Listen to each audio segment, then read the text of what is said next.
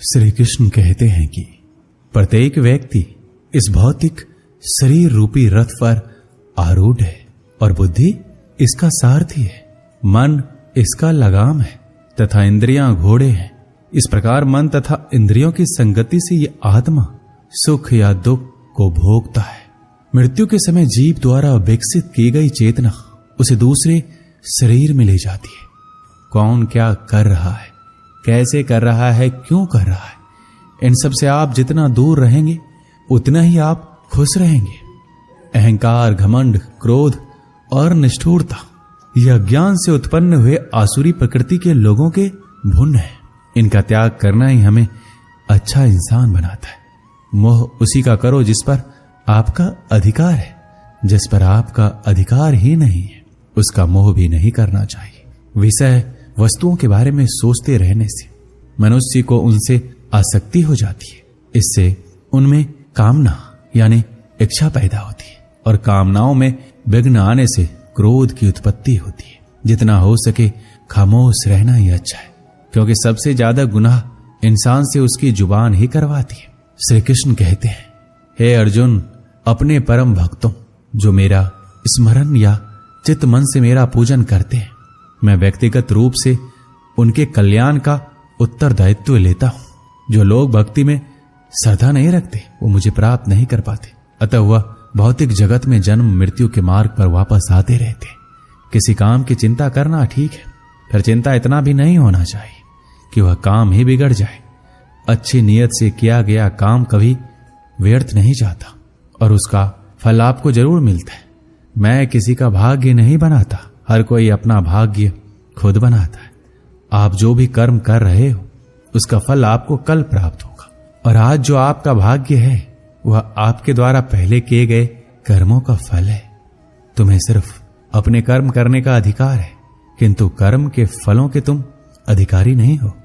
तुम ना तो कभी अपने आप को अपने कर्मों के फलों का कारण मानो, ना ही कर्म ना करने में कभी आसक्त हो जाओ।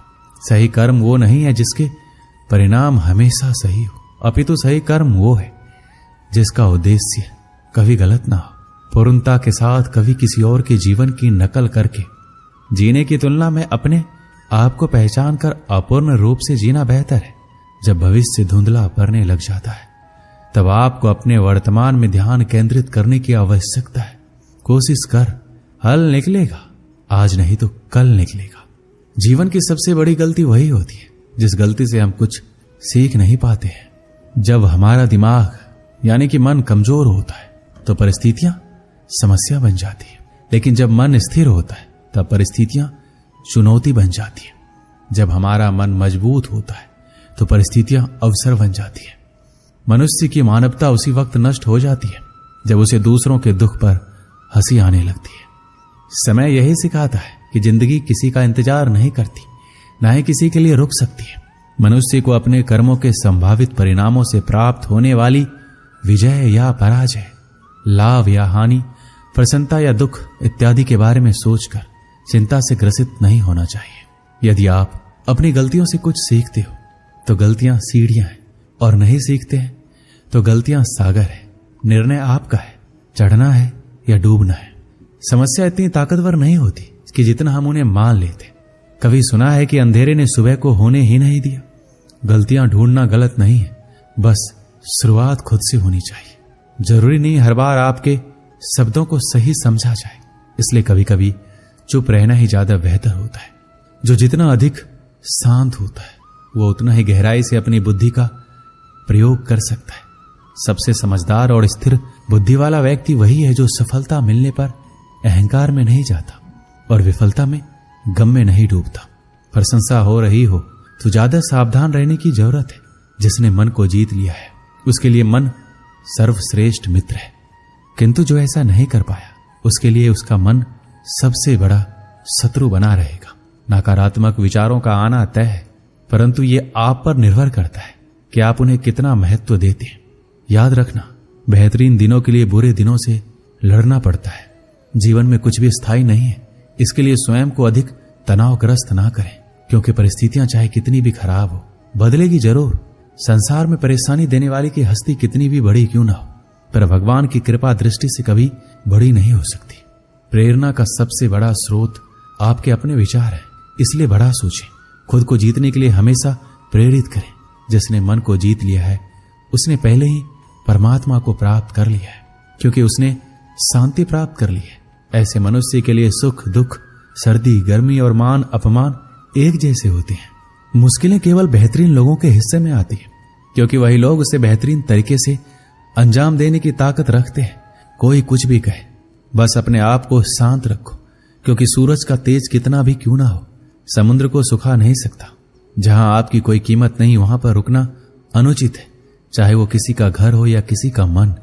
जब कोई हाथ और साथ दोनों ही छोड़ देता है, तब कुदरत कोई ना कोई उंगली पकड़ने वाला भेज देता है, और उन्हीं का नाम कान्हा है। जो मन को नियंत्रित नहीं करते, उनके लिए वह शत्रु के समान कार्य करता है।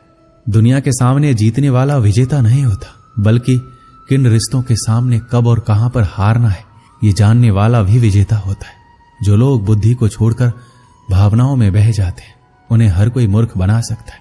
जैसे जल में तैरती नाव को तूफान उसे अपने लक्ष्य से दूर ले जाता है, ठीक वैसे ही इंद्रिय सुख मनुष्य को गलत रास्ते की ओर ले जाता है। आपका विश्वास एक पर्वत को भी खिसका सकता है, लेकिन आपके मन का संदेह दूसरा पर्वत खड़ा कर सकता है। हमारा खुद पर विश्वास होना बहुत ही जरूरी है, क्योंकि हम अपने रास्ते पर खुद चलते हैं। वक्त कभी भी एक जैसा नहीं रहता। उन्हें भी रोना पड़ता है जो बेवजह दूसरों को रुलाते हैं। अपनी इच्छा शक्ति के माध्यम से अपने आप को नई आकृति प्रदान करें। कभी भी स्वयं को अपनी आत्म इच्छा से अपमानित ना करें। इच्छा एकमात्र स्वयं का मित्र होता है, और इच्छा ही एकमात्र स्वयं का शत्रु है। श्री कृष्ण कहते हैं, खुद को कमजोर कभी नहीं समझना चाहिए। अगर आप गिरते हो तो उठने का प्रयास करो, लड़ो और पूरी निष्ठा से अपना कर्तव्य कर्म निभाओ।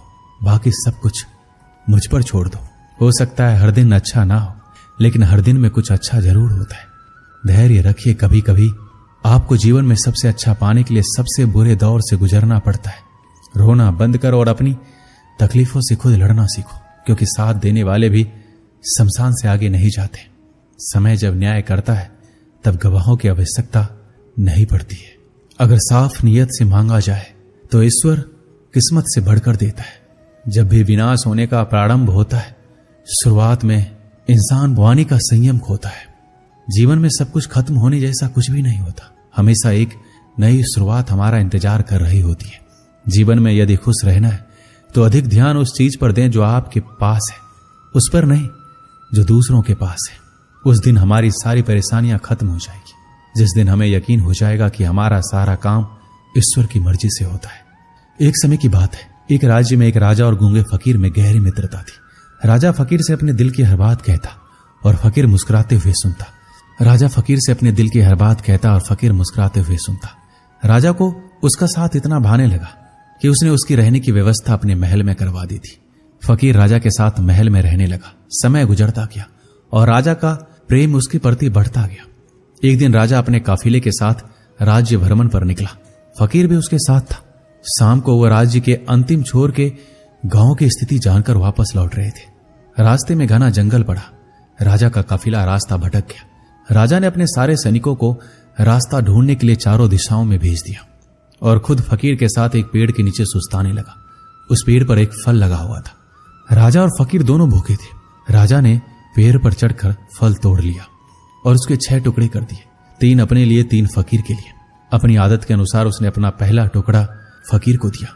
फकीर फल खाकर मुस्कुराया और अपना हाथ आगे बढ़ा दिया। राजा ने दूसरा टुकड़ा भी फकीर को दिया। फकीर फल खाकर मुस्कुराया और फिर से अपना हाथ आगे कर दिया। राजा ने उसे तीसरा टुकड़ा भी दे दिया। एक एक करके फकीर 5 टुकड़े खा गया और 6वें के लिए भी आगे हाथ बढ़ा दिया। यह देखकर राजा को बड़ा क्रोध आया। वह बोला, ये मेरा तुम्हारे प्रति प्रेम है कि मैं तुम्हें अपने महल में अपने साथ रखता हूं, हर सुख सुविधा तुम्हें मुहैया करवाता हूं, पर आज मुझे पता चल गया कि तुम्हारे दिल में मेरे लिए जरा सा भी प्रेम नहीं है। भूखा मैं भी हूं, किंतु तुम इतने स्वार्थी हो कि सारा फल खुद खा जाना चाहते हो। तुम्हारी असलियत में जान क्या, आज से हमारी दोस्ती खत्म। अभी इसी वक्त मेरी नजरों से दूर चले जाओ। यह सुनकर फकीर वहां से चला गया। फकीर जाने के बाद राजा फल का आखिरी टुकड़ा खाने लगा। फल को चबाते ही उसने फल थूक दिया।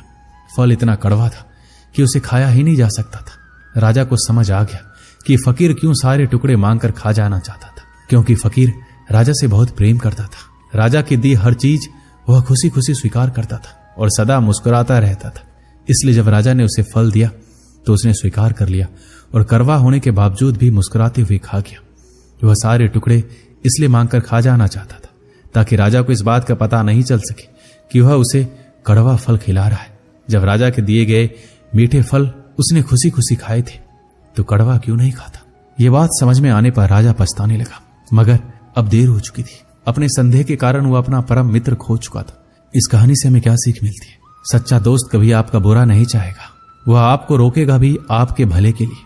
सच्ची दोस्ती हमेशा सहज कर रखे। दोस्ती के फल में संदेह का कीड़ा लग जाए तो उसे खराब होते देर नहीं लगती। इसलिए जब भी दोस्ती करें भरोसे की नींव पर करें। दोस्तों, इस वीडियो में बस इतना ही। मिलते हैं अगली वीडियो में। अपना ख्याल रखिएगा। जय श्री कृष्ण।